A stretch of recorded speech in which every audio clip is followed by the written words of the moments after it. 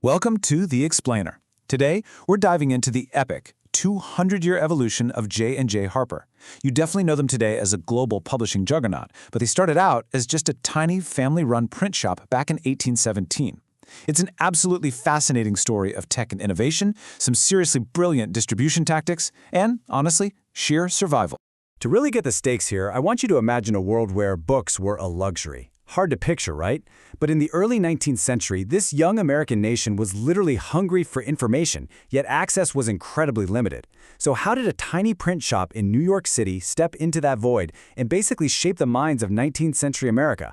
Well, they had to spark a mass market revolution. Section 1. Two brothers, one press.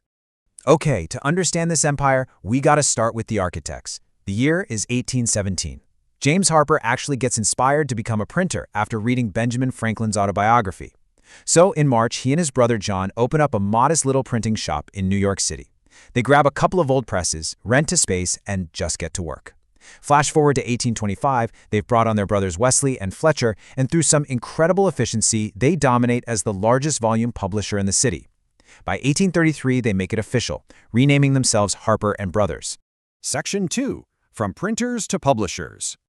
Here's the thing, just being the biggest printer in New York wasn't enough for them.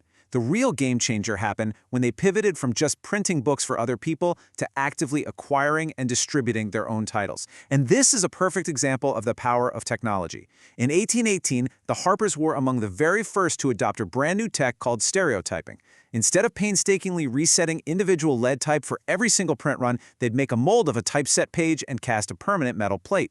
Think about that. It meant they could print on demand, keep their warehouse inventory super low, and constantly supply the market without tying up all their cash in unsold paper. It completely smashed the physical barriers to mass production.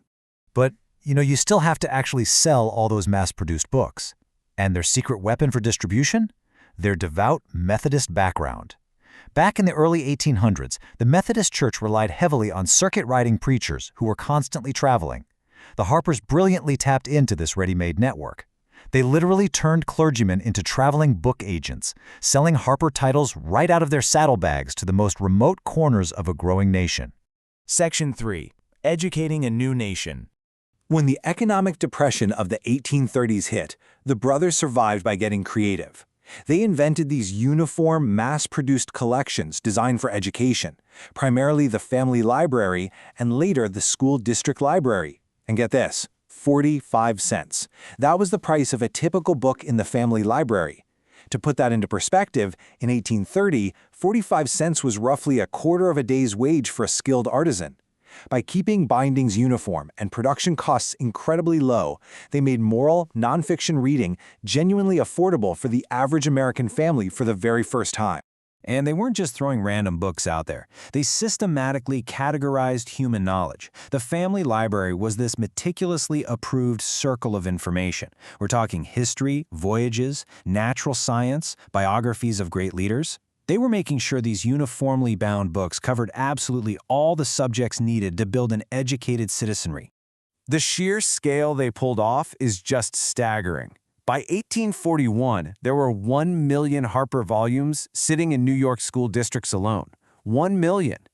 This was largely thanks to Fletcher Harper, who traveled up to Albany and brilliantly secured massive state adoptions for their school district libraries.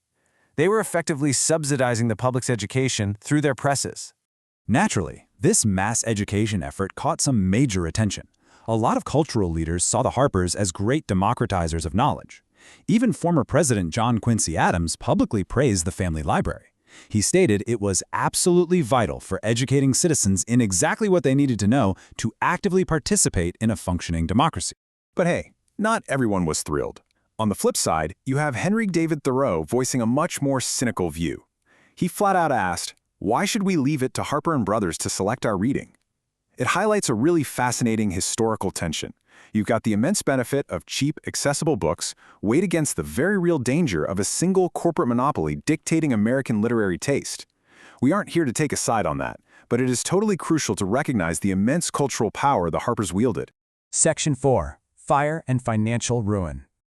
Of course, with great power comes great vulnerability, and the company eventually faced two massive, near-fatal disasters. First, In 1853, a devastating fire literally burned the Harper plant to the ground. They lost almost everything, but miraculously, they had saved their vital ledgers and contracts in an iron vault, which allowed them to rebuild immediately. The second disaster, though, was financial. Fast forward to 1899. After the original founders had passed, the company was completely drained of liquid assets. They actually defaulted, ceasing payments on a massive $850,000 loan from J.P. Morgan. The shock of this default is wild when you look at the context. Just 10 years earlier, in the 1880s, Harper Brothers was at its absolute peak. They were handling $4 million annually, employing over 800 people, and publishing literal titans of literature like Mark Twain and Henry James. To drop from that height to defaulting on a loan to J.P. Morgan, it really shows how fast a family dynasty can crumble without incredibly tight management. So, how on earth did they survive? They pulled off a massive pivot. Executives T.B. Wells and Henry Hoynes stepped up with a bold plan. By 1923, they had entirely paid off the J.P. Morgan debt. And to do it, they made the tough call to sell off their massive printing equipment, relocate to a smaller office on 33rd Street, and completely abandon the printing press. From then on, they focused strictly on acquiring and publishing content. It was a prophetic move, and it's what ultimately saved the company. Section 5. A 200-year legacy. So, what's the lasting payoff of these turbulent 2 centuries? Well, as we move through the 20th century, their strategy shifted toward aggressive, calculated global expansion. By merging with News Corporation in 1987 and then acquiring the historic Scottish publisher William Collins & Sons in 1989, they weren't just slapping a new name on the door. They were instantly acquiring these vast international distribution pipelines to form the HarperCollins global brand we know today. Because of that strategic global pipeline, their scale today is just mind-blowing. They went from printing a single translation of Seneca in a tiny New York shop to publishing 10,000 new titles every single year. Their works are translated into 17 languages, reaching readers on literally every continent. And it's all driven by dozens of legendary global imprints like Harlequin, Zondervan, and Avon. It's an incredible journey of scaling ideas, which leaves us with a final thought to reflect on. If a small 19th century print shop had the power to define a young democracy's reading habits and completely shape its cultural mind, who are the publishers and platforms shaping our global knowledge today? It's definitely something to chew on the next time you pick up a book or open a screen. Thanks for joining me for this explainer. I hope it sparked your curiosity.